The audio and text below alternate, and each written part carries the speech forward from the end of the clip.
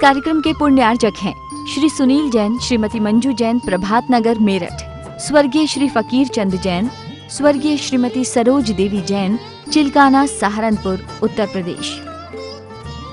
स्वर्गीय श्री घीसूलाल जी पाटनी, श्रीमती इंदू जी जैन, पायल जी जैन, हर्ष जैन, यामिनी जैन, अजमेर, राजस्थान। से पुण्यते थैरे ससव सिद्धे विशुद्ध भावे समणे अडाण दंसन चरित विद्या यारे ते सौवे समगम पत्तेयमेय पातेयम वंदाम्य वट्टन्ते अरिहन्ते मानुषे खेते नमो अरिहन्ताणं नमो सिद्धाणं नमो आयरेयाणं नमो झायाणं नमो लोये सवसाहुणं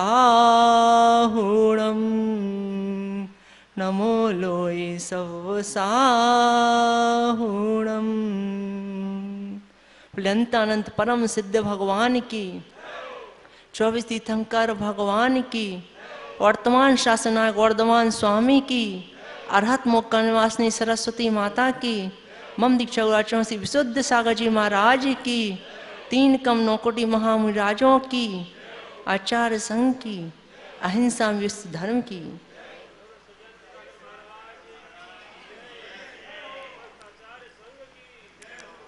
हे भव्य सुखिक्षुक हो, भगवान जिनेन्द्र के वचन हम सभी के लिए परमौषधि हैं, अमृतभूत हैं और संसार के समस्त दुखों का नाश करके उत्तम सुख को प्राप्त कराने वाले हैं। उत्तम सुख को प्राप्त कराने वाले हैं, पर उत्तम सुख की प्राप्ति कब होगी? जब संसार का क्षय होगा। संसार का क्षय होगा, पर संसार का क्षय अभी नहीं हुआ और यही हमको सुख की अभिलाषा है। हम सभी चाहते हैं कि हमें सुख की उपलब्धि हो, और सुख की उपलब्धि किससे होगी? पुण्य से। पुण्य मिलेगा तो सुख सुविधाएं होंगी, पुण्य उदय से सुख की प्राप्ति होगी, साता वेदनी का आस्था होगा, 7 पुण्य के उदय में साता का अनुभव होगा। और पुण्य किससे आएगा? विशुद्धि से। विशुद्धि की प्राप्ति के लिए हमने अनेक विशुद्धि स्थानों को स्थापित किया। आपने चलते हुए विशुद्धि स्थान देखे क्या? ठहरे हुए विशुद्धि स्थान देखे? तुमने पड़ोसी में विशुद्धि देखी क्या? अपनी अंतरंग विशुद्धि स्थान बनाया क्या? नहीं बनाया। हमने जो हमारे अनुकूल चले तो हम समझते हमारी विशुद्धि बन गई, और किसी ने प्रतिकूल चले तो विशुद्धि घट गई। यहां सभी को विशुद्धि बन रही है। विशुद्धि क्या है? विशुद्धि प्रमोदिषु परिणामा। जो प्रमोद आदि परिणाम है वह विशुद्धि है। जो मंद कसाय के परिणाम है जो विशुद्धि है, और जो तीव्र कसाय के परिणाम है वे संकलिष्ठता है।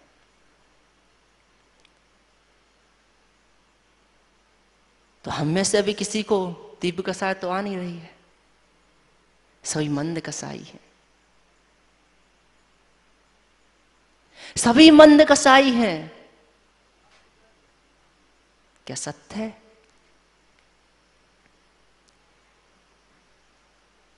क्या हम मंद कसा से घर में नहीं रह सकते? यदि नहीं रह सकते होते तो तृतीय काल में, द्वितीय काल में और प्रथम काल में भोग भूमिया जीव भोग भोगते हुए भी नियम से स्वर्ग चले जाते हैं।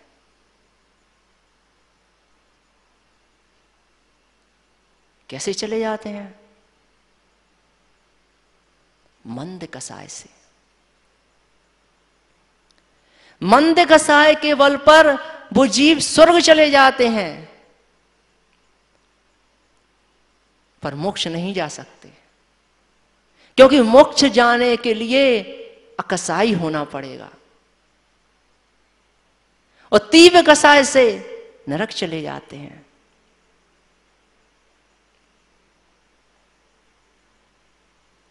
तो अनुभव करो अपने भीतर कि कहीं हमारी कसायों में तीव्रता तो नहीं आ रही। ये हमारी प्रयोगशाला है।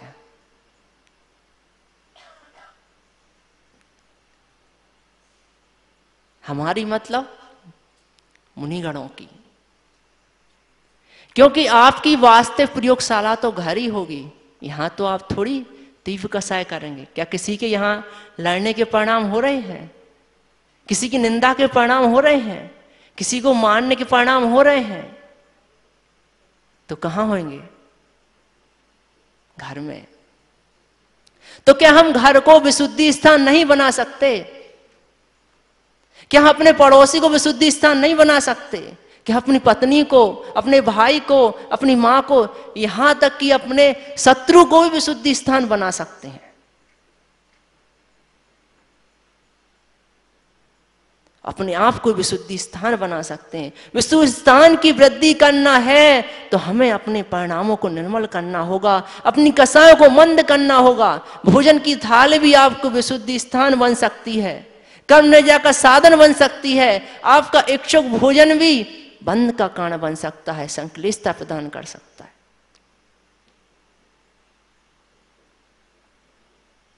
इसलिए आचार्य भगवान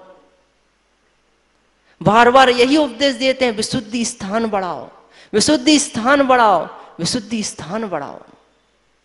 कैसे बढ़ेगा? जो हमें अपने पड़ोसी में उसके गुण दिखेंगे तो विशुद्धि स्थान बढ़ेगा। उसके दोषों को देखेंगे, विवेक के साथ उनका परिहार करेंगे तो विशुद्धि स्थान, उसके तिप्रवादी परिणाम आएंगे। यदि हम उसको शत्रुवत देखेंगे, शत्रुवत है, सताता रहता है, हमारे घर में कचरा फेंक देता है, हमारे घर के सामने कचरा फेंक देता है, तो जब जब उसको देखोगे तो तुम्हें उसके प्रति तीव्र कसाय आएगी। और आप मंदिर आए अच्छे निर्मल परिणामों से, अभिषेक का कलश आपने हाथ लिया, उस सामने जैसे ही पड़ोसी दिखा और आपको याद आ गया इसने आज हमारे घर के सामने कचरा लगाया था, तो क्या वह मंदिर आपके लिए विशुद्धि स्थान रहा? मंदिर में खड़े थे, विशुद्धि स्थान था, आहार देने गए, उस सामने वही पड़ोसी एक गिलास लिए खड़ा था। क्या मुनि महाराज विशुद्धि स्थान रहे? जिनवाणी पढ़ रहे थे, पढ़ते पढ़ते प्रकरण आ गया कि घर को साफ स्वच्छ रखना चाहिए। जिन घरों में साफ स्वच्छता नहीं होती, 6 महीने तक घर खाली रहे तो व्यंतरों का वास हो जाता है। तुम्हारे घर में वही पड़ोसी झलकने लग गया। क्या तुम्हारे शास्त्र का स्वाध्याय विशुद्धि स्थान रहा? तो अब हमें विशुद्धि स्थान कहां बनाना है? मंदिर को, घर को, पड़ोसी को, निर्गंध गुरुओं को, जिनवाणी को? किसे आप विशुद्धि स्थान बनाएंगे? अपने मस्तिष्क को। अपने मस्तिष्क को आप विशुद्धि स्थान बना रहे हैं। मस्तिष्क में ही हलचल मची हुई अनेक विचार आ रहे हैं। कभी अच्छा चिंतन आया तो प्रसन्न हो गए, और कभी ऐसे चिंतन आ गए कि पूरी के पूरी शरीर जो खड़े हो रहा था, खड़े होने की भी इच्छा नहीं हुई, शरीर गिर गया। तो विचारों को विशुद्धि स्थान बनाएंगे। अच्छे विचारों को विशुद्धि स्थान बनाते हैं तो बुरे विचार संकलित स्थान बन जाते हैं।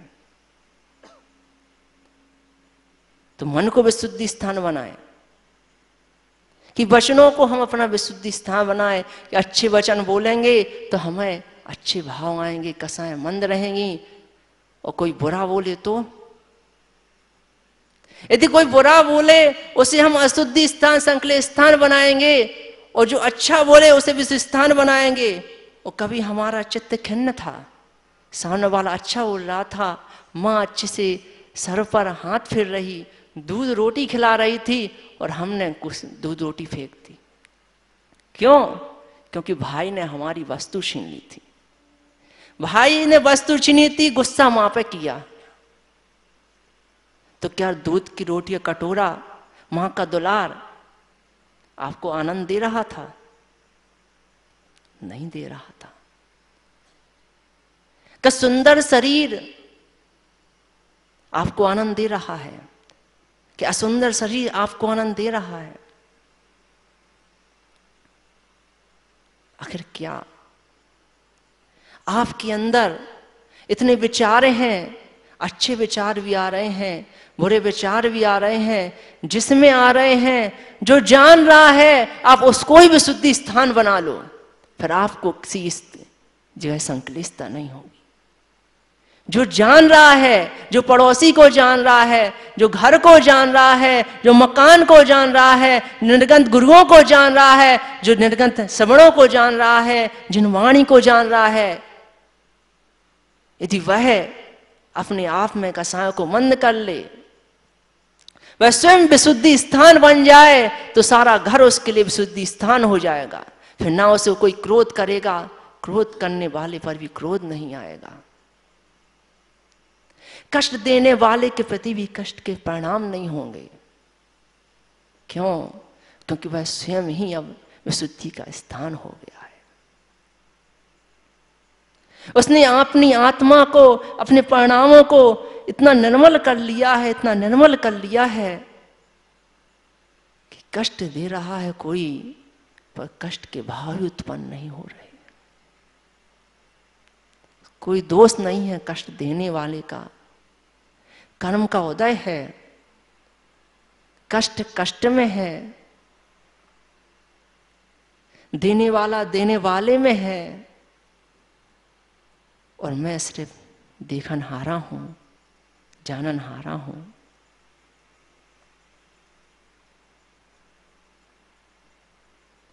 जो देख रहे हैं, जो जान रहे हैं, उसको ही वश में करो, उसको ही विशुद्धि स्थान बनाओ।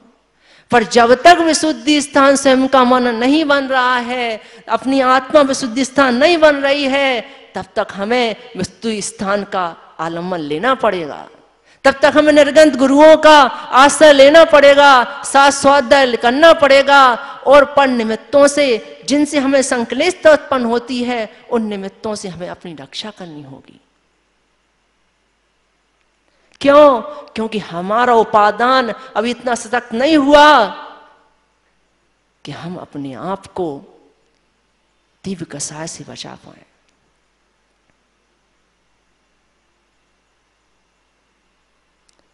पर कल्याण तो तभी होगा जब हमारी आत्मा ही विशुद्धि का स्थान बने, हमारी आत्मा में ही राग द्वेष मोह का अभाव हो जाए, तब हम परम विशुद्धि को प्राप्त करेंगे। क्योंकि राग द्वेष आदि से रहित होना ही परम विशुद्धि है। जगत में जितने लोग हैं वो सभी सुख चाहते हैं, पुण्य चाहते हैं, पुण्य का फल चाहते हैं, पर कोई भी पुण्य नहीं करना चाहता। सब पाप नहीं चाहते, पर दिन रात पाप कर्मों में लिप्त रहते हैं। पाप का फल नहीं भोगना चाहते, पशु नहीं बनना चाहते। क्या कोई यहां पशु बनना चाहता है? बैल बनना चाहता है? क्या अपने कंधों पर बैलगाड़ी को चलाना चाहता है? नहीं चाहता। कोई नरक नहीं जाना चाहता। सब यही चाहते हैं कि वैराग में कष्ट हो सकता है देखने में, तो घर में ही अच्छे से सब सुख सुविधाएं उपलब्ध हो जाएं, तो जितनी भी सुख सुविधाएं भोगोगे, ये तो हवा लोगे पंखे की, तो हिंसा होगी, पाप आस्था होगा।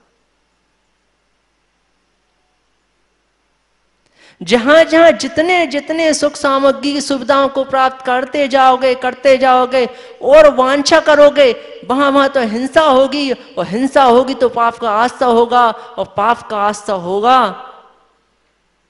तो पुण्यास्था कैसे हो सकता है? उसके लिए तो आपको भी, जैसे इस मंच पर विराजे मुनिगण विषय कसाय को तज के निज आत्मा का आश्रय लेने का पुरुषार्थ कर रहे हैं, आत्मा का आश्रय ले रहे हैं, परम पावन दशा को प्राप्त करने का पुरुषार्थ कर रहे हैं, पांचों पापों का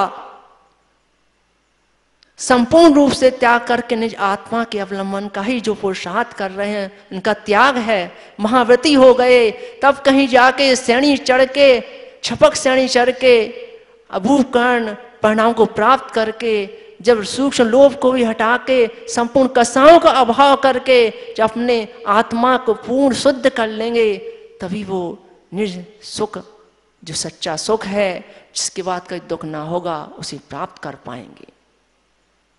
इसलिए हम सभी को चाहिए कि हम अपने उपादान को ही विशुद्धि स्थान बनाएं।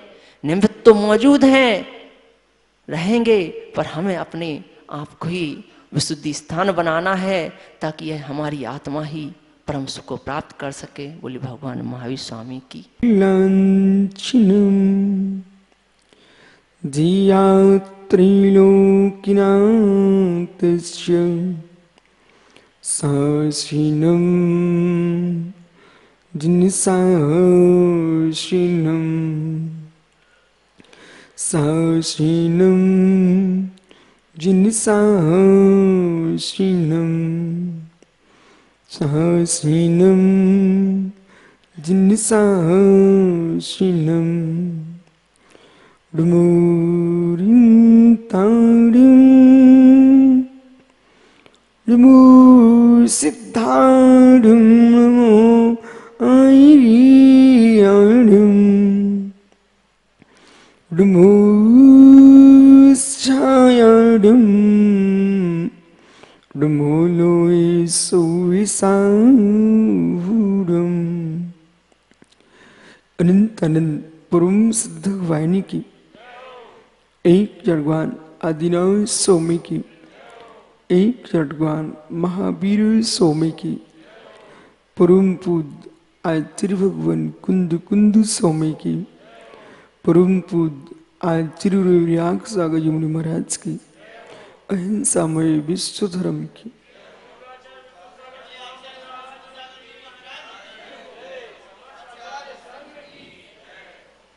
बंधु, अंतिम तीर्थ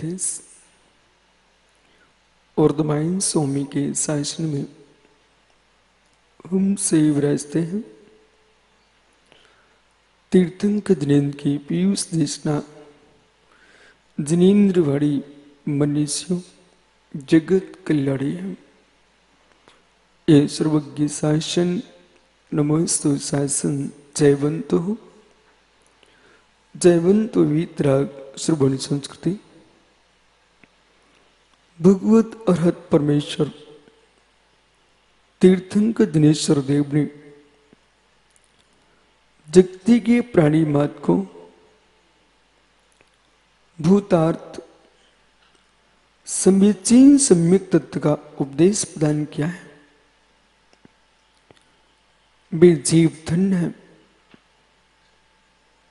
जिन्हें जिन उपदेश सुनने के निर्मल परिणाम हुए। इस जीव ने कोटि कोटि भव ऐसे निकाल दिए हैं जिसमें सुनने की सामर्थ्य नहीं थी। कोटि कोटि भव ऐसे निकाले हैं जिसमें सुनने की सामर्थ्य नहीं मिली। यानी विकलेंद्रिय हुआ, तीन इंद्रिय हुआ। ये जीव एक इंद्रिय पर्याय में पृथ्वी कायक, जल कायक, वायु कायक, अग्नि कायक, वनस्पति कायक, 5 स्थावरों में कर्म फल चेतना भोगता रहा। मालूम जीव नहीं सोच पा रहा है कि कितना सुकृत पुण्य का तीव्र उदय है कि तुमको सुनने की सामर्थ्य मिली है। कौन क्या बोल रहा है, कौन क्या चर्चा चल रही है, उस जीव को सुनने ही नहीं आया आज तक। तो आपको बोध होगा कि मेरी कर्णेंद्रिय की कितनी कीमत है। वे जीव तीव्र पाप कर्म के उदय में जी रहे हैं, जिनको सुनने के भाव भी नहीं है और सुनने की सामर्थ्य भी नहीं है। श्रवण इंद्रिय आपको इसलिए नहीं मिली कि दूसरे की निंदा सुनो। श्रवण इंद्रिय इसलिए नहीं मिली कि मात अपनी प्रशंसा में तल्लीन रहो। श्रवण इंद्रिय इसलिए नहीं मिली मित्र कि मात्र दुनिया के फोन सुनते रहो। वे जीव अपने पुण्य का क्षय कर रहे हैं बुद्धिपूर्वक। वे जीव अपने पुण्य का क्षय कर रहे हैं बुद्धिपूर्वक। जो 24 घंटे मोबाइल पर लगे लगे बेचारे कर्णेंद्रिय की महिमा को ही नहीं जान रहे।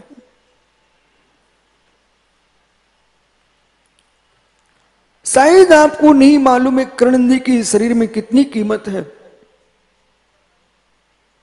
भगवान जिनेन्द्र देव की दिव्य धुनी सुनने का सामर्थ्य ओल किसी को है तो कर्णेंद्रिय वाले जीव को है। इसे कर्णेंद्रिय के बल पर तो सम्यक दर्शन प्राप्त करते हो। कर्णेंद्रिय के बल पर जीव सम्यक दर्शन प्राप्त करता है।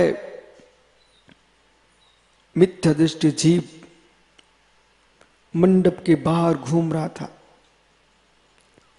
उसके कानों में अचानक शब्द पड़ गया कि तत्व क्या है और दूर क्यों जाते हो। रितेश भाई, तुम्हारे मंच पे सुब्रत सागरी बैठे, इनसे पूछो इनको कर्णेंद्रिय ने क्या फल दिया। जैसे आज ही रायपुर में प्रवचन था, इंदौर में रीगल चौराहे पर प्रवचन चल रहा था चातुर्मास में। ये भैया मात्र बाहर घूम के देख रहे थे क्या हो रहा है।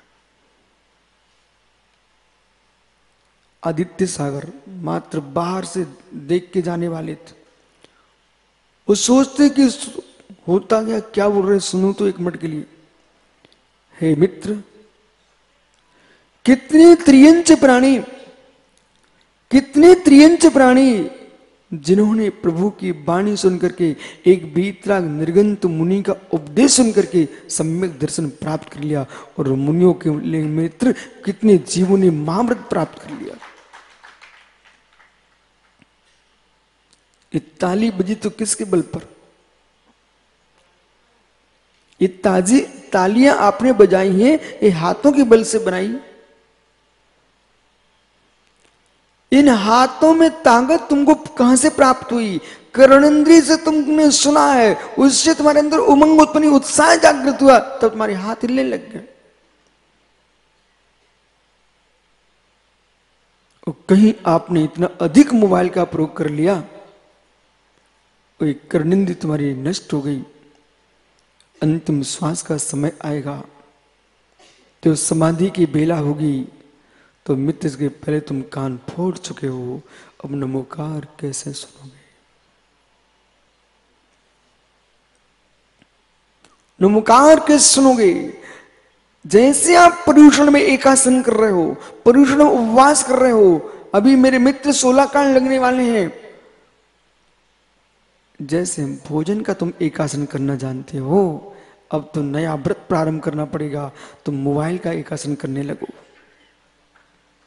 सुधीर भाई, आपको मालूम रायपुर से राजिम बिहार चल रहा था, आपकी जेब में पहली बार विमुख सागर जी थे, मोबाइल देखा था। सुब्रत सागर, मैंने जीवन में पहली बार किसी के हाथ में मोबाइल देखा, इन्हीं भैया के हाथ में देखा था। रायपुर से जा रहे थे, राजिम बिहार चल रहा था, तो रास्ते में फोन आ गया, इनने जेब से मोबाइल निकाल लिया, तो सब साधु देखने लिए क्या है भाई। उस समय हर सिटी में एक दो मोबाइल प्रारंभ हुए थे। एक जमाना था हर सिटी में एक दो टीवियां होती थी। अब एक घर में 50 कमरे तो 50 टीवियां पहुंच गई, और एक घर में 100 सदस्य 100 मोबाइल आ गए। मित्र, जैसे सामूहिक सामूहिक आप व्रत कर रहे हो, ऐसे सामूहिक नियम कर लो। वो घर कितना पवित्र होगा जिस घर में नियम हो, सामूहिक मोबाइल का त्याग है। बोले क्या हुआ? बोले भाई तुम्हारे यहां से कोई समाचार नहीं आए, लोग तरस जाए, लोग तरस जाए। बोले क्या हुआ, कल समाचार नहीं आया? बोले हमारा कल जो है ना सामूहिक मोबाइल का त्याग था मेरे परिवार का। है कोई ऐसा चीज? हो क्या रितेश, 1 घंटे को आज तुम मोबाइल छोड़ सकते हो? कितने लोग आज नियम ले रहे हैं 1 घंटे मोबाइल नहीं चलाएंगे। बहुत बढ़िया, ये रायपुर के चातुर्मास का पहला व्रत प्रारंभ हुआ है। बहुत अच्छा हुआ। कम से कम आप 1 घंटे मोबाइल नहीं चलाओगे, कुछ भी नहीं सुनना, कहीं की बातें हैं, और फिर तुम देखना कितनी शांति मिलेगी। बस सुनने की आदत पड़ गई ना, तो उसमें क्या करोगे? मित्र सत्यात्मबोध पढ़ लेना, महापुराण पढ़ लेना, पद्म पुराण पढ़ लेना, किसी से मेरे मित्र भजन सुन लेना। कुछ नहीं बने, नमोकार मंत्र की धुनी सुन लेना, लेकिन बाहर की बातें नहीं सुनना।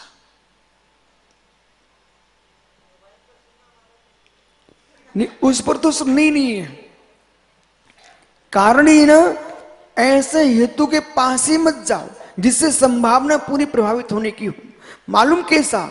जैसे कि एक कॉलम में आया प्रवचन छोटा सा रितेश महात्मा का, और वो प्रदीप दे के चला गया। बोले महाराज जी आपका प्रवचन है। प्रवचन तो इतना सा बोले हमने ही किया है, और मालूम चला पूरा पेपर पढ़ने बैठ गए। समझिए ना, तो एक कॉलम प्रवचन के चक्कर में तुम पेपर पढ़ना सीख गए। नहीं मित्र, नियम यानी नियम। आपको मोबाइल पे नमोकार नहीं सुनना है। आपके पास वचन बल है ना, तो अपने वचन बल से नमोकार पढ़ना, वो कर्ण बल और ये कानों की शक्ति से नमोकार सुनना, इसी में हमारा कल्याण होगा। एक कानों की कीमत समझो। आज इस सभा ने बहुत कीमत समझी है। मित्र, आज सब जगह सूचना भेज देना, आज हम उन लोगों का व्रत है। 1 घंटे किसका व्रत है? बोले जैसे आप 1 घंटे भोजन छोड़ते हो, ऐसे हमने 1 घंटे मोबाइल छोड़ा है।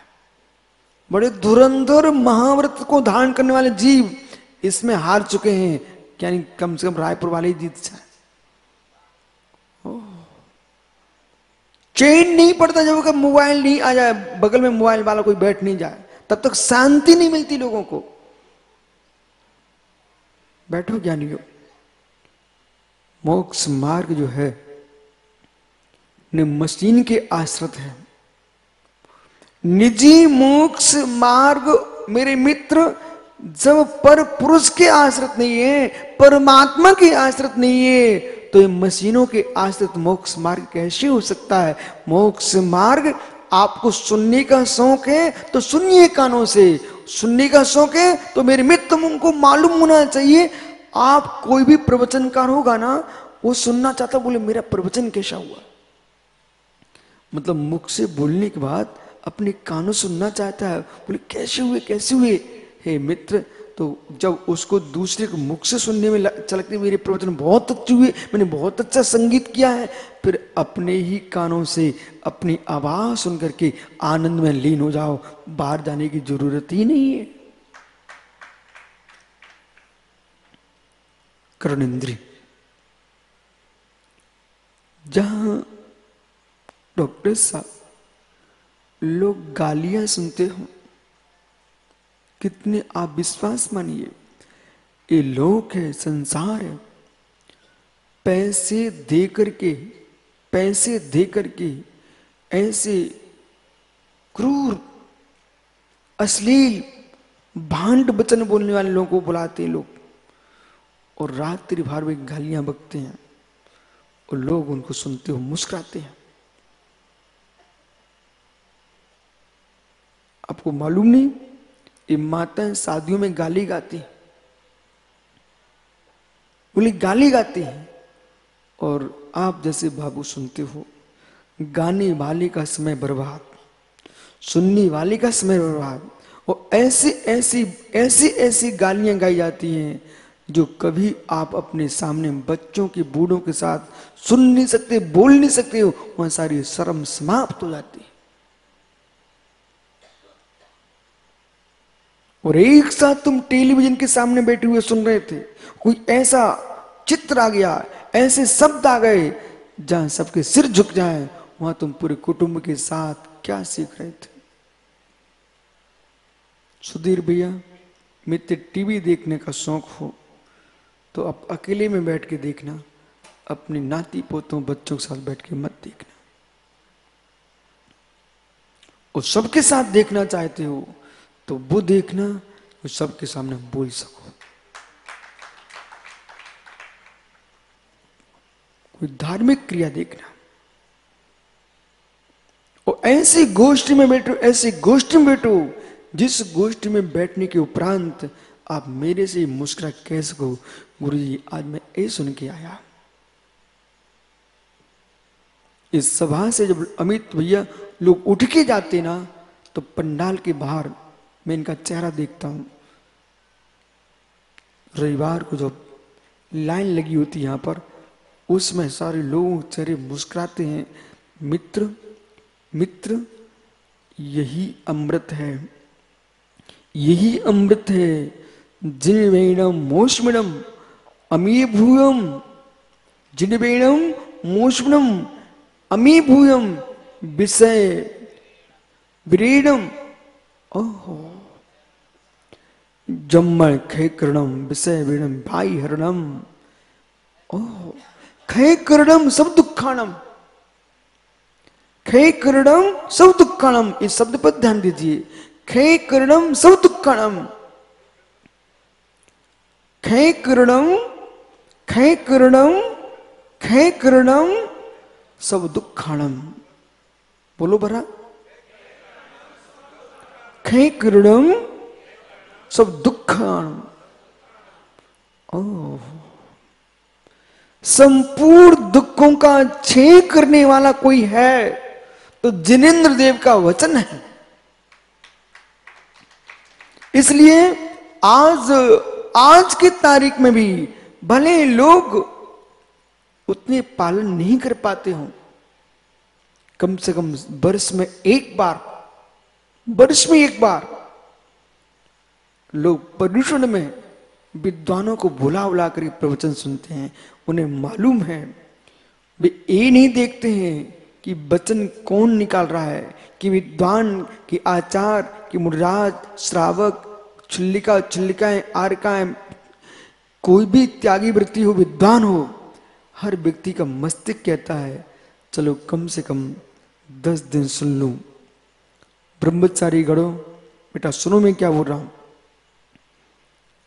जब खीर खाने की इच्छा होती है तो यही डॉक्टर चंद्रपुर, यही सुधीर भाई, भाई तुम दोनों पड़ोसी हो, भाई चंद्रपुर है तुम गोंदिया हो, यानी जिसको खीर खाने की इच्छा होती है, सुब्रत सागर जी भैया आप विश्वास मानिए, पहले लोग कोशिश करते हैं कि भैंस का दूध मिल जाए, नहीं मिले तो हरियाणा की गाय को देखते हैं, वो भी नहीं मिले तो देसी गाय का दूध जितना मिले भले लोटे में देती हो, वो भी ना मिले तो गिलास में बकरी का दूध लेके आते हैं, गिलास में बकरी का दूध लेके आते हैं। बोले खीर खाना है, पर बिना दूध के खीर बन नहीं सकती है।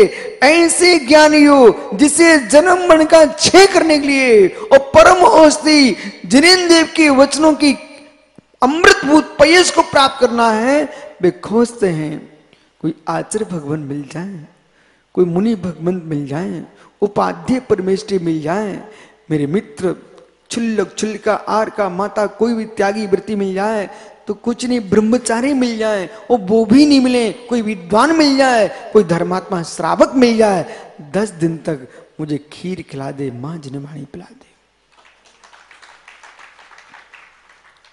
ऐसे पवित्र परिणाम जब श्रावक के मस्तिष्क में होते हैं तो प्रवचनकारों का कर्तव्य है वे पर्युषण पर्व जैसे पावन पर्व में दक्ष लक्षण में अमृत ही पिला के आए। कोई सामाजिक, राजनीतिक और परस्पर के विसंवादिक इन जहरों को मिला के न आए। वे सारे देश के विद्वानों से जहां प्रवचन करने देश के विद्वान जाएं, वे समाज को अखंडता, एकता और शांति का पाठ पढ़ा के आए, पंथों के जहर पिला के ना आए।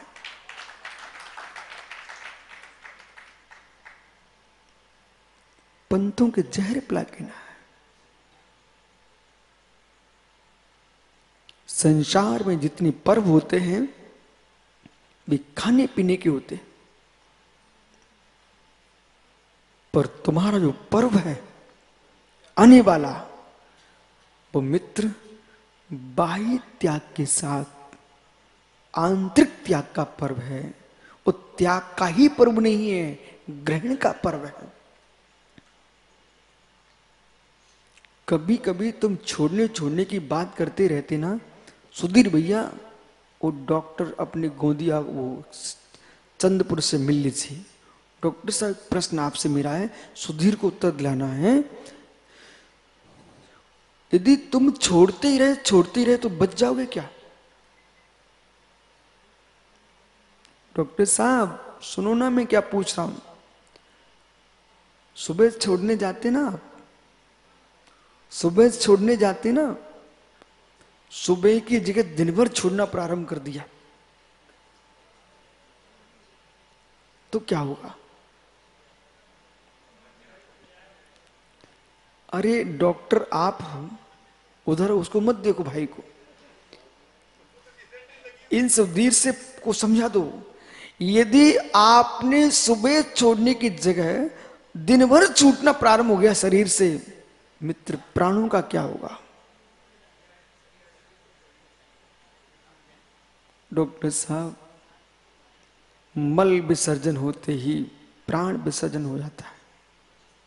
इस जीवन में ध्यान रखना, यदि शरीर का मल पूर्ण नष्ट हो गया तो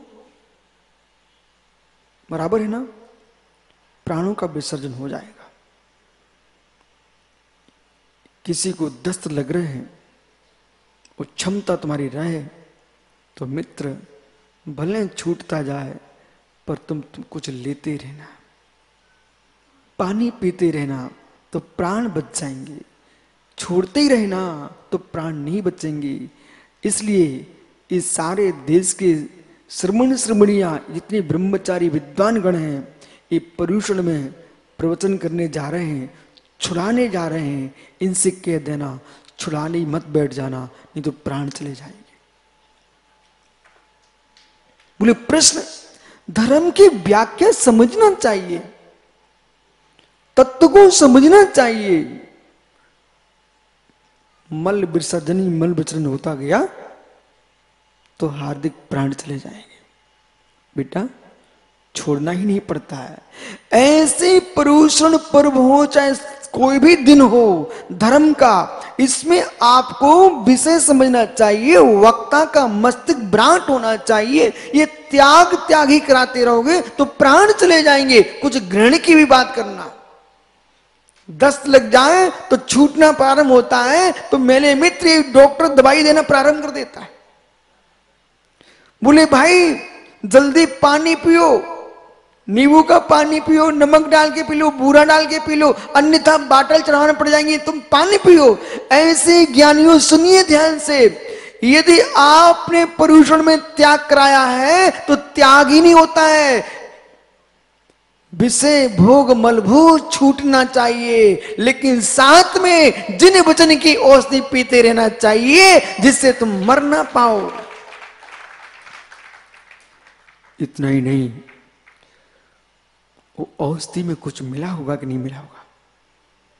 सुब्रसागरेश्वर तो आपको बहुत अच्छे से अनुभव है, पानी में कुछ मिला के पिलाया कि नहीं पिलाया रोगियों को। ऐसे मित्र जिन वचन में उत्तम क्षमा, त्याग नहीं है ग्रहण है। मार दो त्याग नहीं है ग्रहण है। आर्जव त्याग नहीं है, ग्रहण है। त्याग उसके विपरीत है।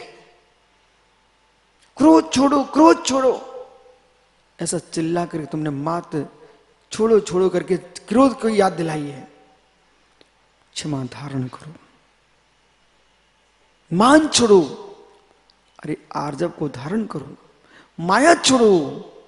मित्र, आर्जव को, मार्दव को स्वीकार करो, मान माया का विसर्जन किया है। लोभ छोड़ो, शौच धर्म को स्वीकार करो। ओह, असत्य छोड़ा है, सत्य को स्वीकार करो। ज्ञानी, असंयम छोड़ा है, संयम को स्वीकार करो। त्याग, 4 प्रकार की वस्तु का त्याग किया है, तो ज्ञानी संतोष को स्वीकार करो। आपने त्याग किया है तो संतोष को स्वीकार करो। तब शरीर को तपा डाला? नहीं मित्र, नहीं मित्र। सोने को तपाया जाता है, चमक को प्राप्त कर लिया जाता है। तपस्या की है, शरीर सूखा है, आत्मा सुखी, आत्मा सुखी की थी। स्वीकार करो। अकिंचन, सर्वस्व भिन्न हुए हो, आत्मा में अभिन्नत्व का भेदन करो। कुशील का त्याग किया है, ब्रह्म में लीन हो जाइए। यहां छोड़ना नहीं, स्वीकार करना है। मित्र, आपको पता होना चाहिए, हर धर्म की व्याख्या में व्यवसाय शब्द होता है। रहस्यमय विद्याएं विराजो, में आपको आगे बात कर रहा हूं। प्रदीप भैया, मुमुक्षु दुर्ग, हर धर्म की व्याख्या में, प्रत्येक धर्म की व्याख्या में एक विभूषाय शब्द का प्रयोग है, अध्यवसाय शब्द का प्रयोग है। इसका क्या मतलब होता है सारस्वत सागर जी? विभूषाय का प्रयोग है, अध्यवसाय का प्रयोग है। सुनिए, प्रत्येक क्रिया व्यापार के साथ करना चाहिए। रवि सेठी, व्यापार बुद्धि छूट गई ना तो कंगाल हो जाएगा मित्र। गया से व्यापार करते करते मित्र रायपुर तक आ गए, बराबर धन कमाया कि नहीं कमाया? कमाया ना। वो अमित कहती तुम्हारा भैया आया है गया से, देख लिया? जय जिनेन्द्र कर लो।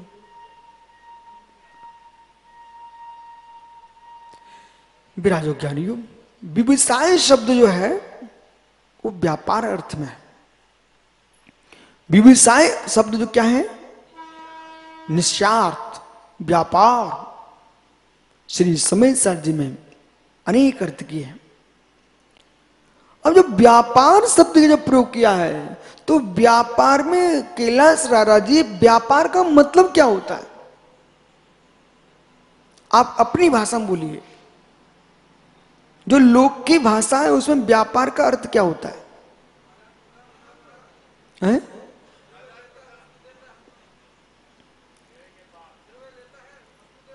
अच्छा, बस बस बस बस। यदि देना लेना यदि व्यापार हो गया मित्र, उसके अंदर कुछ होता कि नहीं होता है? तो ये तो पहले बोलना था आपको। व्यापार में हानि लाभ देखते हुए लेना देना करना पड़ता है। वो आपने कहा गुरुजी देना और लेना, तो ये तो काम बिगड़ जाएगा। इतना दे दिया, इतना दे दिया, घर में कुछ बचेगा ही नहीं। तो आपको मालूम, हीरे मोती दे दिए और कांच लेके आ गए। दूध की बाल्टी दे के आ गए, वो पानी लेके आ गए। तो व्यापार में आपको यह भी तो देखना पड़ेगा लाभ कितना और हानि कितनी, बराबर भैया? तो मतलब लेन देन करना, अपना द्रव्य देना, दूसरा द्रव्य लेना, मित्र ये व्यापार है। हर धर्म की व्याख्या में व्यापार शब्द का प्रयोग है, व्यवसाय। व्यवसाय तो आपको देखना चाहिए मित्र कि हम व्यापार कर रहे हैं कि नहीं कर रहे हैं। यदि हमने पर्युषण के दिन क्रोध का त्याग किया है तो मित्र तुमने त्याग तो कर दिया, स्वीकार क्या किया है? तब बोलो क्षमा को स्वीकार किया है। व्यावसायिक भाव है, व्यावसायिक भाव है। परंतु ऐसे व्यापार मालूम, धीरे से ज्ञानी लोग क्या बोलते हैं, कैलाश भैया, राजा जी, ऐसा व्यापार मत करना जिसमें बहुत हिंसा होती हो। हे मित्र, हे मित्र, जीवन जीने के लिए बहुत नहीं चाहिए। अल्प धन से भी हम जी सकते हैं, पर दिखावे के पीछे व्यक्ति ने ट्रक खरीद लिए और ट्रक खरीदे, व्यापार प्रारंभ है और एक चक्का चला, उसके नीचे कितनी गिजाई मर गई, कितनी मेढक मर गए, कितनी मेरे मित्र जीव पिसते चले जा रहे हैं। मालूम चला जिस व्यक्ति का पुण्य 50 वर्ष तक चलने वाला था, उसने 5 साल के अंदर नीचे गिर गया, पूरा पुण्य नष्ट कर लिया। यानी ऐसे व्यापार कर बैठे, बहु हिंसा हो रही है। धन इसी भव का है। राजा जी सबको समझाना, धन इसी भव तक का है और धर्म भव भव का है।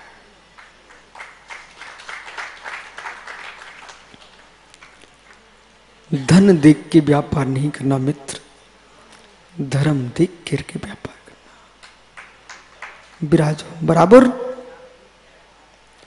धन देख के व्यापार नहीं करना, धर्म देख के व्यापार करना। धन्य में लोग युवा ऐसे युवा आज सर्वथा मत कहने की पीढ़ी युवा बिगड़ रही है, नहीं बिगड़ रही है। ऐसे ऐसे बच्चे जिनके लिए विदेश में बहुत पैसा मिल रहा था, मेरे पास आया, बोला महाराज जी मैं भारत की कंपनी में आ गया हूं। मैंने क्यों? वहां तो बहुत पैसा मिलता। बोले गुरुजी बात सत्य है, लेकिन मंदिर नहीं, गुरुओं के दर्शन नहीं, शुद्ध गुरुओं के दर्शन तो बहुत बड़ी बात है, शुद्ध भोजन के दर्शन नहीं, वहां पैसे के दर्शन करके क्या करूंगा? जिस भूतल पर शुद्ध भोजन के दर्शन ना होते हो, वहां दिगंबर गुरुओं के दर्शन कहां होंगे? इसलिए गुरुजी मैंने निर्णय किया है, यहां रहूंगा, शांति से भगवान की पूजा करूंगा, साधुओं को दान करूंगा, जनवाणी का वाचन करूंगा, और इतना तो पुण्य है, जीवन चलेगा।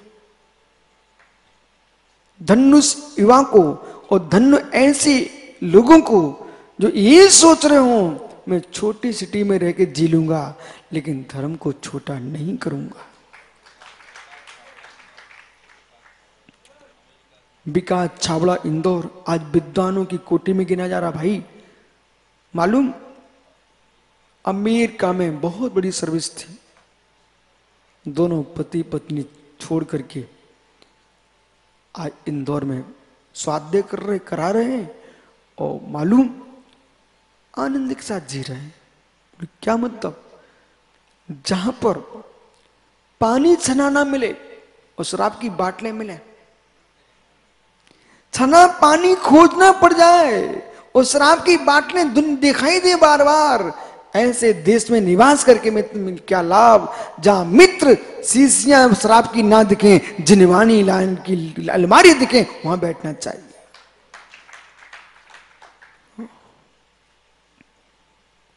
कर्ण इंद्रिय, इसका दुरुपयोग नहीं करना हाथ से, इसका दुरुपयोग नहीं करना हाथ से। इसलिए छोटू, दुनिया की सुनो, दुनिया को सुनाओ और आंखों में आंसू बहाओ, इससे लाभ क्या है? कोई लाभ नहीं। विश्वास मानो, यदि आपके घर में संपत्ति को भोगने वाला कोई ना हो, रितेश उसको जमीन में गाड़ के चले जाना। लेकिन ऐसे लोग के हाथ में दे के मत जाना जो तुम्हारी संपत्ति का दुरुपयोग करके आपको सप्त व्यसन में सहयोगी बना जाए। जिस घर में बहुत संपत्ति हो और कोई भोगने वाला तुम्हारे पास ना हो, दान देना। दान के आज भाव नहीं आ रहे हैं मित्र, कोई बात नहीं है। हो सकता है जहां तुम दान देने जाओ बे उजाड़ने वाले मिल जाएं, तो दान भी वहां मत देना।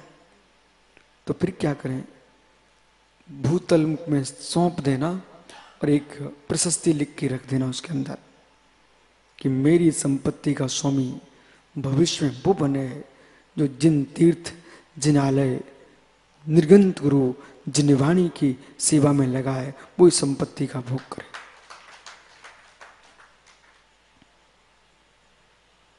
सदियां निकल जाएंगी, जब किसी के हाथ में आएगा मित्र, आज के बेटे संतानें आत्मा छोड़ देंगी। वो जब निकलेगा तो उस समय के राजे महाराजे पूरे देश में नाम छा जाएगा। कोई ऐसा धर्मात्मा जीव हुआ है जिसने बीजक प्रशस्ति लिख के गया है, इस धन का स्वामी वो होगा जो इस धन का उपयोग सदकर्म में लगाएगा।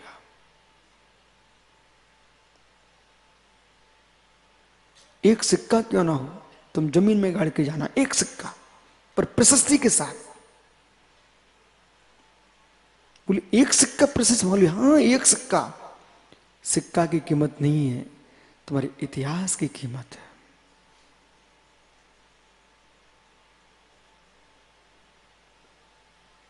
यदि किसी को लेखन बनता है, प्रवचन बनता है, एक श्लोक लिख दो, एक छंद लिख दो, एक कविता लिख दो मित्र, विश्वास मानना उसमें रहस्य भरे हुए हैं।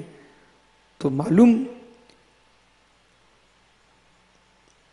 भागचंद जी भाग्य पंडित जी ने महावीराष्टक स्त्रोत लिखा, आज प्रत्येक जैन परंपरा में पढ़ा जा रहा है। 8 छंद मात्र। मेरी भावना जुगल किशोर मुख्तार जी ने लिखी, मेरे मित्र जैन समाज नहीं, विद्यालयों में मेरी भावना का पाठ चल रहा है। उमा स्वामी महाराज ने एक ग्रंथ लिखा, संपूर्ण विश्व में ख्याति है उसकी। माणिक स्वामी ने एक ग्रंथ लिखा, परिचमक सूत्र, पूरे देश में न्याय के नाम पर प्रसिद्धि है। कुंद कुंद भगवान की तो महिमा ही न्यारी है। 84 पहाड़ ग्रंथ लिखे हैं। आज देश में कौन सा ऐसा जिनालय है जिसमें समय सार ग्रंथ विराजमान न हो। जीवन जियो तो ऐसा जियो, हम चले जाएं लेकिन लोगों के हृदय से न जा पाए। ऐसा जीवन जी के जाओ, ऐसा जीवन मत जियो। मुमुक्षु पाकिस्तानी बेटा गर्व, लोग ऐसे जीने वाले हैं जिनकी मां ही बेटा नहीं कहना चाहती। ऐसा जीवन जियो कि तुम्हारी मां को लोग प्रतिदिन धन्यवाद देने आए कि मां तूने ऐसा लाल दिया है, संपूर्ण जैन दर्शन को सूर बन के आया है।